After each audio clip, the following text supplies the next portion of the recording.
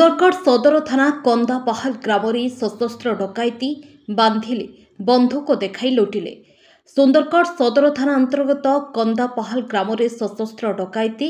ଗ୍ରାମର ପ୍ରଦୀପ ପଟେଲଙ୍କ ଘରୁ ଡକାୟତି। ଗତକାଲି ବିଳମ୍ବିତ ରାତିରେ ପ୍ରାୟ 7 ଜଣ ମୁଖାପିନ୍ଧା ଦୁର୍ବୃତ୍ତ ଘର ଛାତ ଦେଇ ପଛପଟୁ ଘର ଭିତରେ ପଶି ପରିବାର ସଦସ୍ୟଙ୍କୁ ବନ୍ଧୁକ ଦେଖାଇ ମାରପିଟ କରିବା ସହ ବାନ୍ଧି ଦେଇ ଘରେ ଥିବା ପ୍ରାୟ 12 ଭରି ସୁନା, ନଗଦ 1 ଲକ୍ଷ ଟଙ୍କା, ଘରେ ଥିବା ମୋବାଇଲ ନେଇ ଫେରାର ମାରିଥିଲେ।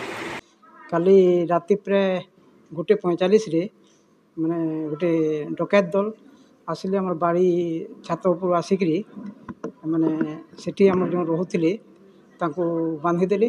ଆଉ ଆମର ଘର ଭିତରକୁ ଆସିଲେ। ଆଉ ଘର ଭିତରକୁ ଆସିକରି ଆମର ପୁଅ ଯେଉଁ ରୁମ୍ରେ ଶୋଇଥିଲା ସେ ଘରରୁ ତାକୁ ଉଠେଇକି ଆଣିଲେ। ଆମେ ଗୋଟେ ଘରେ ମା ଆଉ ଝିଅ ଆଉ ମୁଁ ମାନେ ଆମେ 3 ଜଣ ଶୋଇଥିଲୁ। ସେ ପୁଅକୁ ଆଣିଲେ ଆଉ ପୁଅକୁ ବାନ୍ଧିଥିଲେ।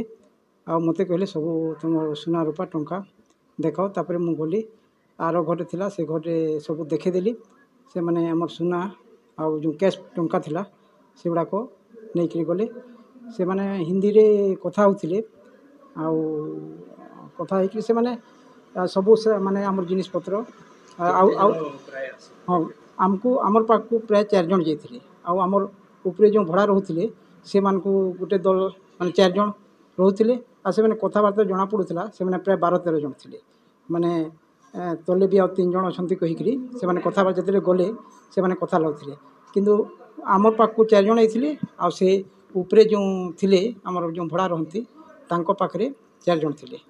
ଆଉ ସେମାନେ ଟର୍ଚର କରୁଥିଲେ। ଆଉ ସେଥିପାଇଁ ତାଙ୍କର ଆମର ଯେତେ ମାନେ ଥିଲା ପଇସା ପତ୍ର ଦେଇଥିଲୁ। ତ ଗଣିନି କିନ୍ତୁ ମାନେ 40,000 ରୁ 50,000 ଟଙ୍କା କ୍ୟାସ୍ ଥିଲା।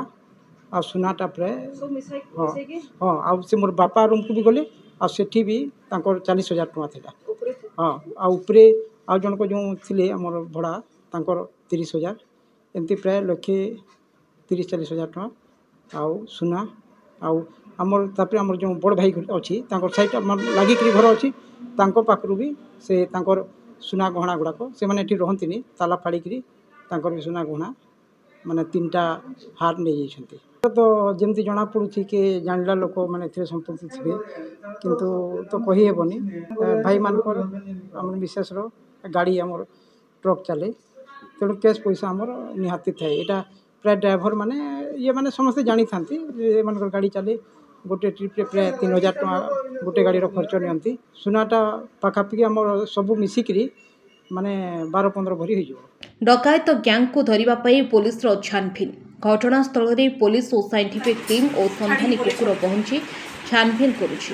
ଗତକାଲି ରାତିରେ ଆମର ଏଇ ଯେଉଁ କନ୍ଦାପାହାଲ ଗାଁର ଏଇଟା ପ୍ରଦୀପ ପଟେଲଙ୍କର ଘର, ତାଙ୍କର 2 ଭାଇଙ୍କର ଘର ଲଗାଲଗି ହେଇକି ଅଛି। କିଛିଟା ଭଡ଼ା ଲୋକମାନେ ବି ରହୁଥିଲେ ଏବଂ ସେମାନେ ହାଉସ୍ ଓନର୍ ବି ଥିଲେ।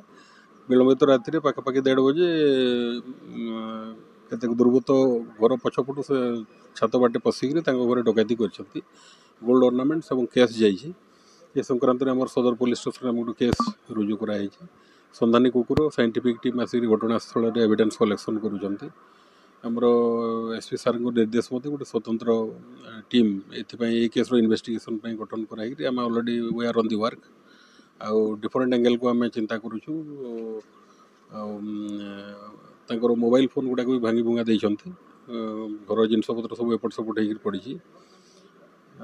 ଆମେ ଆଗରୁ ମଧ୍ୟ କିଛିଟା ଡକାୟତି ହେଇଥିଲା ଯେଉଁଥିରେ କେତେ ସସ୍ପେକ୍ଟକୁ ଆମେ ଏଇ କେସ୍ର କ'ଣ ସାମଞ୍ଜସ୍ୟ ଅଛି ସେ ଲାଇନ୍ରେ ମଧ୍ୟ ଇନଭେଷ୍ଟିଗେସନ୍ ଚାଲୁ ରଖିଛୁ।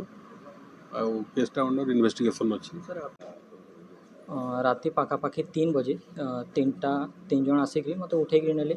ତାର ବାଦ ମାନେ ଯେନ୍ ଗୋଟେ ସାର୍ପ ଅବଜେକ୍ଟ ମାନେ ସ୍କ୍ରୁ ଡ୍ରାଇଭର ଟାଇପ୍ର ନେଇକରି ମୋର ବାପା ମା ଶୋଇଥିଲେ ସେଠାନେ ହିଁ ନେଇକରି ମୋତେ ଗଲେ। ଆଉ ତାର ବାଦ ମାନେ ଟିକେ ବାଡ଼ାପିଟା କରିକିରି ଯେତିକି ସୁନା ପଇସା ଥିଲା ସେଇଟା ମାଗିଥିଲେ।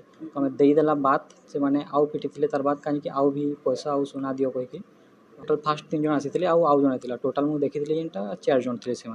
ସେମାନେ ଆଉ ପଇସା ଆଉ ସୁନା ଲାଗି ଆଉ ପିଟିଥିଲେ। ଆମେ ତାଙ୍କେ ସବୁ ଦେଇ ସାରିଥିଲୁ ଆଗରୁ। ହଁ ବାପା ମାକେ ଡରାବାର ଲାଗି ମୋତେ ପିଟୁଥିଲେ। ଆଉ ବାପାକେ ଏନ୍ତା ଟିକେ ପିଟିଛନ୍ ମାନେ ଏନ୍ତା ଉପର ଦି ମାନେ ଯେନ୍ତା ସିଧା ମାନେ ଛତ ଉପରନୁ ହିଁ ଢୁକିଥିଲେ। ତ ଯେନ୍ ମାନେ ରେଣ୍ଟରେ ଅଛନ୍ ଏନ୍ତା 2ଟା ଫ୍ୟାମିଲିକେ ବି ତାଙ୍କେ ବି ପିଟିକିରି ତାଙ୍କରନୁ ଫାଷ୍ଟ ନେଇକିରି ସେମାନେ ହିଁ ଆସିକିରି माने हमर घर के ढुकी थिले तांकर तो इन्वेस्टिगेशन चली करूछन तो माने जेन बहुत काना हेबार से तो आग दी जना पड़बा। Bureau report news in Odia.